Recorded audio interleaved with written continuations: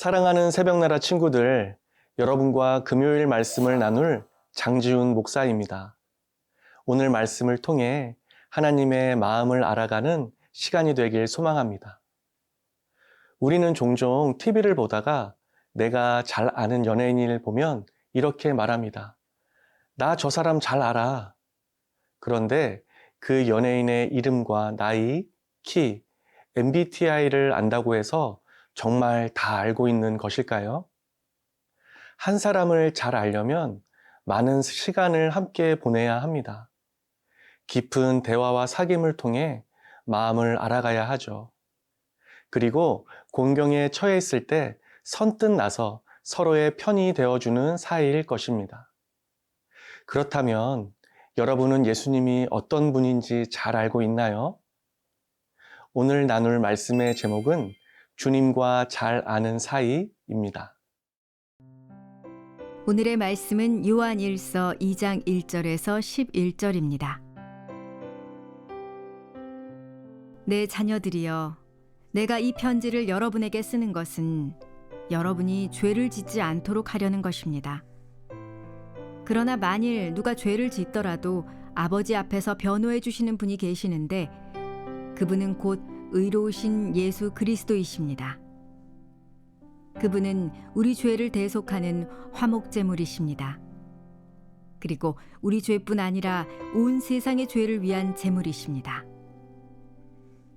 우리가 하나님의 계명을 지키면 이것으로 우리가 하나님을 정말로 알고 있다는 것을 확인하게 됩니다. 하나님을 안다고 말하면서 하나님의 계명을 지키지 않는 사람은 거짓말쟁이이며 진리가 그 사람 안에 있지 않습니다. 그러나 누구든지 하나님의 말씀을 지키면 하나님의 사랑이 참으로 그 사람 안에서 완전히 이루어집니다. 이로써 우리가 하나님 안에 있음을 알게 됩니다. 누구든지 하나님 안에서 살아간다면 그리스도께서 행하신 것과 같이 자신도 그렇게 행해야 합니다. 사랑하는 여러분, 내가 여러분에게 쓰는 것은 새 계명이 아니라 여러분이 처음부터 갖고 있던 옛 계명입니다. 이 옛 계명은 여러분이 처음부터 들었던 말씀입니다. 그러나 내가 다시 여러분에게 새 계명을 씁니다. 이 새 계명은 하나님께도 참되고 여러분에게도 참된 것입니다. 어둠이 지나가고 이미 참 빛이 비치고 있기 때문입니다. 누구든지 빛 가운데 있다고 하면서 자기 형제를 미워하는 사람은 아직 어둠 속에 있는 것입니다. 자기 형제를 사랑하는 사람은 빛 가운데 거하고 그 사람 안에는 그를 넘어뜨릴 장애물이 없습니다. 그러나 자기 형제를 미워하는 사람은 어둠 가운데 있고 어둠 가운데 행하며 자기가 어디로 가는지 알지 못합니다. 어둠이 그의 눈을 가렸기 때문입니다. 여러분은 어떤 취미가 있나요? 제가 중학교 때 예쁜 볼펜을 모으는 것이 취미였습니다. 어느 날 같은 반에 같은 취미를 가진 한 친구가 자신이 볼펜이 없어졌다고 하였습니다. 그런데 없어진 그 볼펜이 저한테 있다고 하면서 막무가내로 제 것을 달라고 하였습니다. 그때 저를 잘 아는 친구가 함께 문구점에 가서 그 볼펜을 샀고 제가 가지고 있는 것이 분명히 맞다고 변호해줘서 오해가 잘 풀렸습니다. 나중에 그 친구도 볼펜을 찾고 저에게 사과했던 기억이 있습니다. 여러분, 억울한 일을 당할 때 누군가 나를 위해 변호해준 경험이 있나요? 아무도 내 편이 아닌 것 같을 때 누군가 내 편이 되어서 나를 위해 변호해 준다면 너무 고마울 것입니다. 오늘 본문 1절 말씀입니다. 내 자녀들이여, 내가 이 편지를 여러분에게 쓰는 것은 여러분이 죄를 짓지 않도록 하려는 것입니다. 그러나 만일 누가 죄를 짓더라도 아버지 앞에서 변호해 주시는 분이 계시는데 그분은 곧 의로우신 예수 그리스도이십니다. 아멘. 변호자로 번역된 헬라어 파라클레토스는 단순한 법률 용어만이 아닙니다. 누군가의 편에 서서 함께 서주는 존재를 뜻합니다. 우리는 하나님을 생각할 때 종종 이런 오해들을 합니다. 죄를 지었으니 하나님께 많이 혼날 거야. 무서워. 또 넘어졌으니 하나님이 실망하셨을 거야. 1절 본문을 실제 영화로 만들어 보면 어떤 장면이 나올까요? 우리는 우리의 죄로 인해 하나님 앞에 서 있습니다. 그리고 아무 변명도 하지 못하고 고개를 숙이고 있습니다. 그때 예수님이 우리 곁으로 조용히 걸어 나오십니다.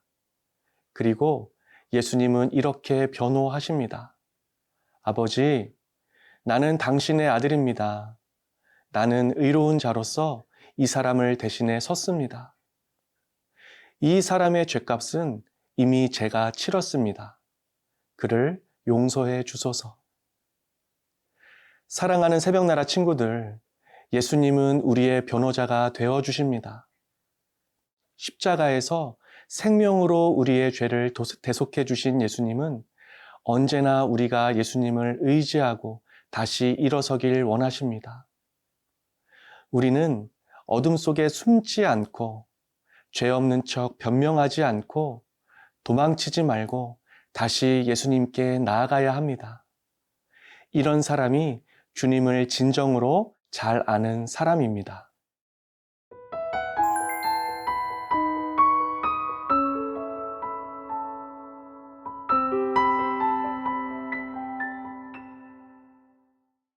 여러분, 정말 사랑하는 사람에겐 사랑의 마음이 자연스럽게 행동으로 드러나게 됩니다.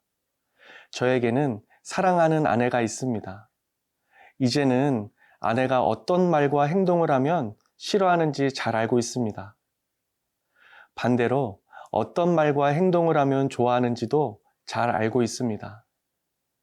그런데 중요한 것은 아내에게 말은 사랑한다고 하면서 행동은 전혀 사랑스럽지 않은 행동을 한다면 그것은 진정 사랑하지 않는 것입니다. 예수님을 잘 알고 사랑한다면 우리의 행동은 어떻게 나타나야 할까요? 오늘 본문 8절에서 10절 말씀입니다. 그러나 내가 다시 여러분에게 새 계명을 씁니다. 이 새 계명은 하나님께도 참되고 여러분에게도 참된 것입니다. 어둠이 지나가고 이미 참빛이 비치고 있기 때문입니다. 누구든지 빛 가운데 있다고 하면서 자기 형제를 미워하는 사람은 아직 어둠 속에 있는 것입니다. 자기 형제를 사랑하는 사람은 빛 가운데 거하고 그 사람 안에는 그를 넘어뜨릴 장애물이 없습니다. 아멘.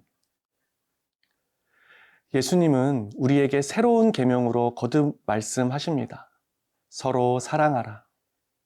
사랑은 가장 어려운 명령이지만 가장 강력한 능력입니다.